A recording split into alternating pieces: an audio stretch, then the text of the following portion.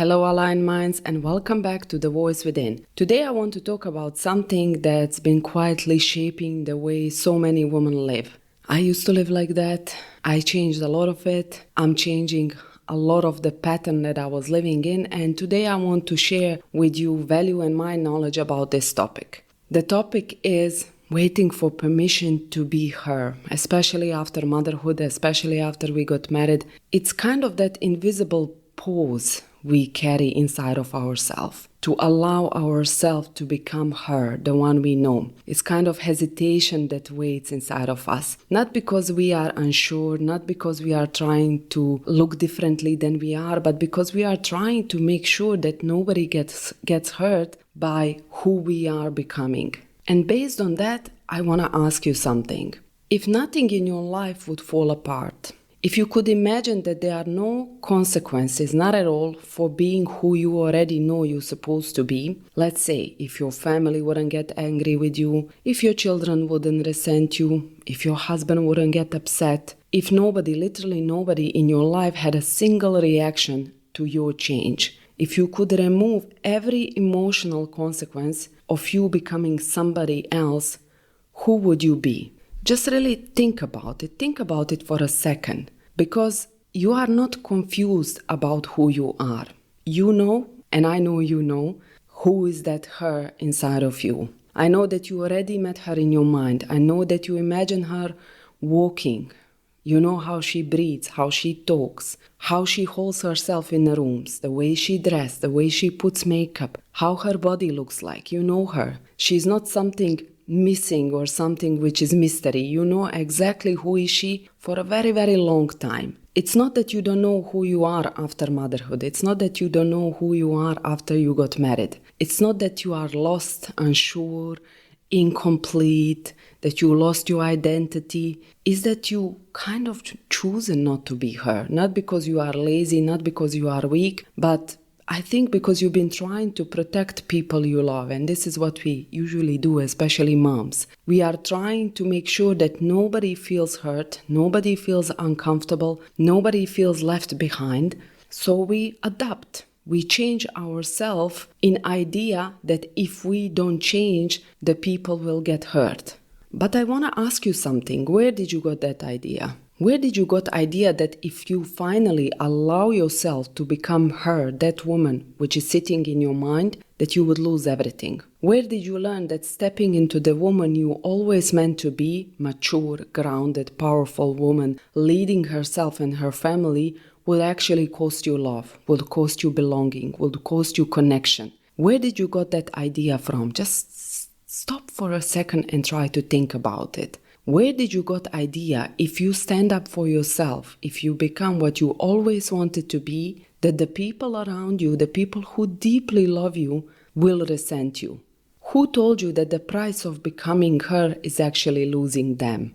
Either them, either you. So the trade in the name of love is more than obvious for one woman, for one mother. I will do everything I can for them, but I will put myself on the side. Because that idea isn't coming from your wisdom. That idea is coming from your fear. And today, I want to talk about that part of you, the part of you, the woman that has been waiting quietly, politely, to be allowed to do what she always wanted to do the things that you know that they are sitting deep inside of you, that you're hiding from everybody, waiting for some permission that somebody gives you to become her. But the permission is not something you need to wait from anybody. Nobody is holding that permission. It was never theirs to give that permission. It was always yours. And this is what I want you to see. That version of you, the one you've been waiting for permission to become, the one which is sitting in your mind, she doesn't have to be cold. She doesn't have to be harsh. Neither she has to be rejected by everybody or accepted by everybody's opinion. She doesn't have to walk around like she's center of the world and act like nobody else matters, because this is the idea that we have in our head, that if we choose ourselves, if we become that one, her, which is sitting in your mind, then we are cold, we are harsh. We think that the only way to lead, only way to take the space Only way to stand in the power is to remove everything what we give to others, that we completely focus on ourselves. So then we say to ourselves, either you stay small, quiet, the one who is agreeing with everything, or you become this version that feels untouchable, too big, unapproachable, the one who is behaving cold, harsh towards everybody around her. And I was sitting in that place for a very, very long time, thinking, how can I choose myself when my child needs me? How can I choose myself when I see that my husband needs help? How can I choose myself even I am exhausted and I really feel my body is telling me that I need to choose myself? How can I do that while others need me? Until I found the middle ground. There is a middle ground. There is a center. Neither you are overgiving, neither you are cold and harsh.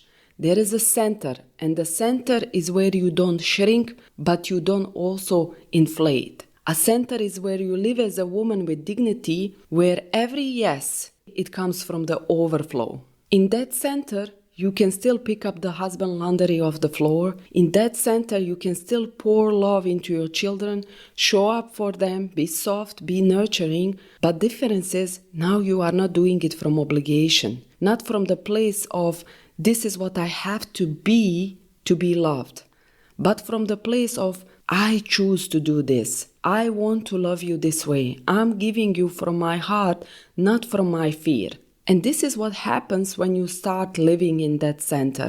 There is no resentment. There is no guilt when you don't give. Because deep inside you know, just because I didn't pick up the laundry today doesn't mean I love him less. Just because I didn't make the perfect meal for my children and I ordered the food doesn't mean I failed them. It simply means that today I feel that I need to hold myself a little closer. Today I feel I need to give myself a little bit more. And it doesn't mean that I will reject my obligations, I will be cold, I will be harsh, but I will pivot. I will make whatever I can that everybody's needs are still met, but in the capacity I can provide in that day without guilt. And when you start living like that, what is powerful, what is actually happens is that you teach the people around you something very powerful. That there are days where your cup is full and you give them from overflow. And there are days where your cup is low, and in order to give them more tomorrow, you need to fill up your cup today.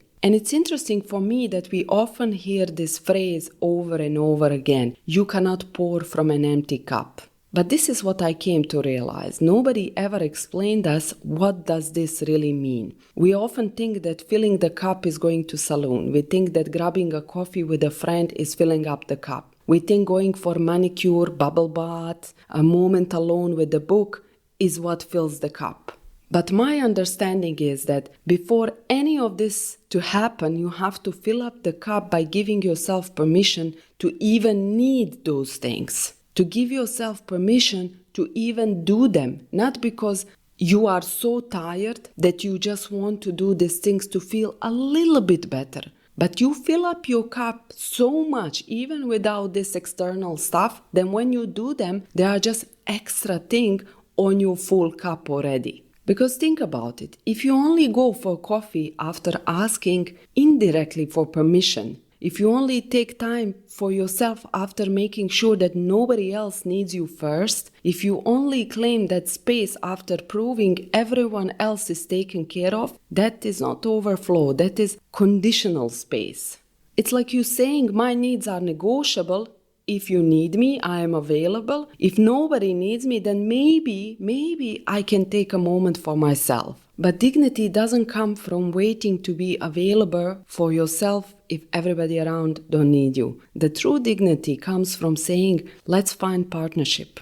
Let's make sure your needs are honored, but my needs get to be honored too. Because you are not living in a bubble, you are living in a family, you are living in the partnership. And yes, sometimes you will compromise, but compromise from dignity doesn't feel like shrinking. It usually feels like mutual respect, mutual understanding. It feels like collaboration. It's like holding yourself equal in the room. It's not about claiming space in one moment, in one fragment. If everybody in the house don't need me, then I will take one moment for myself. It's actually about living from that center across every room in your life. That center where you can honor everybody's needs in your own capacity, but you don't betray yourself. You don't leave yourself last. You put yourself in the calculation with everybody around you. Your needs, your preferences, your wishes are as valuable as theirs. And this is where I want to take you next. So let's walk through this together. Let's walk through the places in your life where you've been waiting for permission. Let's trace it back. Let's go deep. Let's see where does asking for permission shows up, and let's see how we return to the center, to the dignity in each one of these places. And here is what I want you to see. We as women have been waiting for permission to be who we already know we are. We've been waiting for permission for somebody to come and say to us, now you are allowed to be that. Now you are allowed to take the space. Now you are allowed to say, I cannot take it anymore. Now you are allowed to do something for yourself.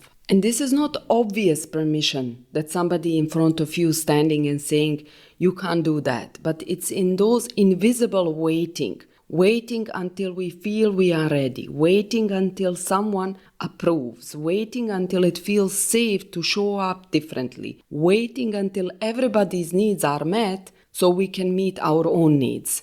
And what we usually think is that we are waiting for circumstances in our life to align, that the children grow up, that they understand more, that our life dynamic change. But actually we are waiting for others to greenlight our alignment. And here is the deeper layer I want you to see. You are not leading yourself inside of your circumstances. You are waiting for the circumstances to lead you. You are reacting to what life throws at you instead of leading the circumstances in your own favor. It's like you are sitting in a passenger seat, hoping that the road will clear up, instead of realizing you the one been holding the wheel this whole time. And you decide which side of the road you're gonna take. Every time you wait for permission, you are asking someone else to approve what is already yours, what is already sitting inside of you. And this is how it shows up. You wait to speak differently until someone says, wow, you are so insightful. You are waiting to stop pleasing people until they don't need you, or until someone says, it's okay, you can say no, it's okay, I will do this for you. You are waiting to set boundaries until someone cross your boundaries too far, and then you setting them from completely reactivity instead of from chosen response. You wait to be direct, more bold, until the situation forces you to become that. And then you get angry at yourself for not being more patient, more agreeable, more understandable, or you may be waiting for some hidden permission to show up in your fullness, to build something you love, to create the platform for yourself where you're gonna show who you actually are. And that permission never comes, because that permission is not something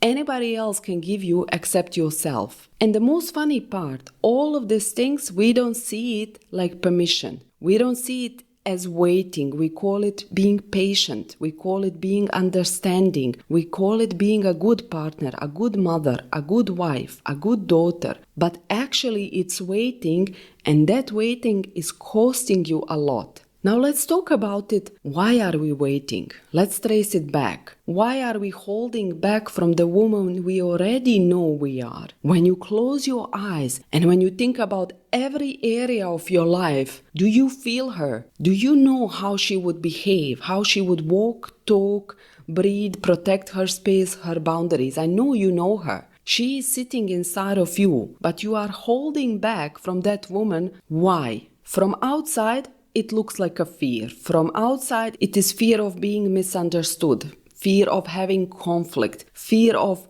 changing dynamic in the relationship. But what I want to show you today is something completely different. It's not that you just have fear of them, of their reaction. It's that you are not being honest actually with yourself. You are not being honest as well with them. Because as long as you stay small, as long as you stay invisible, you are safe. But the truth is, you are doing it so you can feel like you belong to them. So you can feel your worth, so you can feel safe. From outside, it can look like you are sacrificing yourself for them, but underneath, you are sacrificing for yourself. You are actually protecting your own feeling of belonging, your own sense of worth, your own emotional safety, and actually this is not wrong. As hard as it sounds, it's not bad, it's just human, but awareness brings us to understanding what we are doing and how we can change it. And I want to pull you into the deeper logic. This isn't you being so nice and so soft. This is you trading honesty, your honesty about yourself, for temporary comfort. This is you trading clarity for quietness in your life. Because as long as you're pleasing, as long as you're delaying, as long as you're softening or shrinking, you feel like you belong. Because if you do anything opposite, you have fear. Fear that you're not gonna belong to them, that they're gonna reject you, leave you, and your worth is in that moment on the shaky legs. So then what do? You stay small, basically you stay safe. If I'm safe, I won't lose them. If I don't lose them, I still feel like I belong to them. But the problem here is that every time you make that trade, you lose a little bit more of yourself. And this shows up in every room in your life. Let's say in marriage, it looks like waiting to say what you really mean because you are afraid of being too much, too sensitive. But what is actually happening underneath? You are avoiding threatening the feeling of togetherness. You are avoiding discomfort of your husband being angry, the discomfort of the hard conversation. You are basically protecting your own need to belong inside of your marriage. From outside, it looks you are just keeping the peace. But deeper underneath, if there is no peace, then I will feel like I don't belong. So in order for me to feel like I belong, I will stay quiet and I will stay small. In motherhood, it looks like parenting in a way that seems softer, gentle, more correct than anybody around you. But underneath, you are trying to prove your value. You are trying to meet your own need for the world through how well you mother. You are actually trying to be good enough by doing it better, different. Because when you think about it, when you are too soft, too gentle, when you swallow a lot of the things from your children, it's not something which is comfortable. It's extremely uncomfortable. But as long as I do that, I protect the picture of the good mother. And if I try to do anything different, that means what? I am not good mother anymore. My worth and my value is on the shaky legs. So I will keep doing this, what I'm doing, so I don't lose the feeling of worth and value inside of my motherhood. In friendship, maybe it looks like being the one who is full of understanding, the one who never makes a fuss. But underneath, you are avoiding the fear of being left out, the fear of disconnection if you stop being available, if you stop performing emotional labor, if you set the boundaries with the friends who are draining you. Around your identity, this can look like speaking the way they are used to it, shrinking your words, watering your opinions, playing inside of the role that they are comfortable with. But underneath, you are avoiding the feeling of what if they don't like this version of me? What if they reject me? By watering your words, by being understandable one, approachable one, the one without boundaries. And as you can see, in every aspect of your life, in every room of your life, it looks like being polite. It looks like being loving, but it's quiet, waiting for permission to be who you know you're supposed to be. And for the end of this podcast episode, I want to leave you with this. You don't need permission to be who you already are. You are not becoming somebody else. You are not becoming her. You've been that woman this whole time. The people around you, they just haven't met her yet, and they don't need to approve her for her to even exist. Every time you wait to become the woman you are inside of yourself, the one you know, it's like you are asking for permission to become her. And some people, they benefit from you not being that woman. They are benefiting from you shrinking your own expansion. But this is not about rejecting that people. It's not about going into the other extreme where you ignore, dominate, or center everything around yourself. It's about finding that fine line, that center, the place where you are not shrinking, but you are simply standing equal. And I will try to show you what does that looks like in all of different aspects of your life. In marriage, for example, instead of saying, what do you think if we go here? You say, I'd love to go here. Would you like to come with me?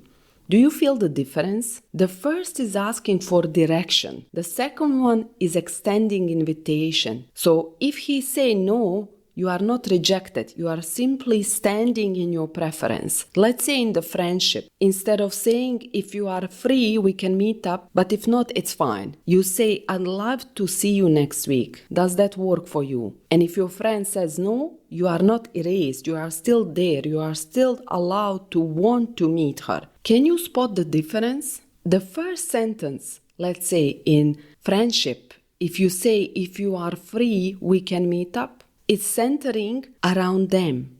But when you say, I'd love to see you next week, does that work for you? You are stating your preferences. You're putting yourself, your needs first, then you're inviting them. In every aspect of your life, if you are faced with the situation that you need to do something which doesn't matter deeply to you, doesn't affect you, yes, compromise, change the coffee shop, change the movie. But if it does matter to you, then don't bend so you don't have to feel uncomfortable. Stand still, even if they say no, even if they don't join you. Because standing in the truth is not rejection of them. It's honoring both. It's I am honest to myself and I am honest to you. I don't want to do something to betray myself, but I don't want to lie to you that I want to do something which I actually don't want to do. And when you live this way, you are not giving from the empty cup. You are giving from overflow. And then on the days when you are low, you don't feel guilty for holding yourself closer, for taking care for your needs. Because we learned in our life that our love is measured by what we do for everybody. But now we need to learn that our love is steady wherever we give or we rest. And this is actually that center, that dignity, that place where you lead yourself. So think about it. Where in your life are you still waiting for someone else to say yes? Where in your life you are waiting for somebody else to give you permission before you give that permission to yourself? Because that permission that you are waiting, nobody is holding it. It was never theirs to sign it. It is yours, and it always was. Nobody ever asked you to shrink. Nobody ever told you to hide yourself. You are the one who trained them. You are the one who choose to show up in this way. Quiet, agreeable, small, accommodating, loving. You are the one who gave them that version over and over again. And they got used to it. Not because they are bad or they trying to keep you down, but because you trained them to expect that version of you. Imagine it like this. Imagine someone shows up at your door every week with a chocolate that you never ask for. Week after week, they bring you chocolate. You never ask for it, you never demand it, but they keep bringing and you keep accepting it. And then the one day, they stop showing up. Suddenly, you feel very confused. You are wondering why they don't bring me chocolate anymore. Not because you ask for it, but because they made you used to it. And this is exactly what happens when you give yourself permission to become her, when you stop shrinking. The people who love you, they are not angry because they want to control you. They just don't recognize this new you. You've been offering a version of you they never questioned. And now you are taking that version of yourself off the table. And they are not protesting because they don't want you to rise. They are protesting because they don't recognize that version. To them, it feels like rejection. The same way you fear they will reject you if you change. But you have to understand this, that you don't need to fight anybody to become her. It's not like I need to reject everybody in my life, so I stop rejecting myself. It is not about swinging between shrinking or overpowering. It's about standing in the center between these two things. The place where you are not shrinking, but you are standing equal to everybody. And when you start standing equally, can you hold this comfort of them saying no? Can you hold this comfort of standing in your need, inviting them into it, showing your desire, revealing your vulnerability? Because when you stand there, you are responsible for your own reaction, not their reaction. Only thing you are responsible in that moment is how you hold yourself, not how they will respond on the way you're holding yourself. And when you start moving from that center, from that dignity, people will say that you're always making it about you. They will try to tell you that you are that way just because you think about yourself, because you are standing in the center of yourself. But what is actually happening is your standing in the center of yourself feels threatened to their awareness of how little they've been standing in the center of themselves. When you have this understanding, when the people react, you know that this is not about you. It's actually about them, and you allow them to feel discomfort. You don't try to save them, you don't try to shrink to make it comfortable, but you just standing in your own center, in your own truth. Once you understand that dignity doesn't dismiss them, dignity doesn't dismiss you. Dignity holds both. The day you understand that is the day your life will change. That will be it for this podcast episode. Until the next Sunday, I wish you beautiful rest of the day. Bye.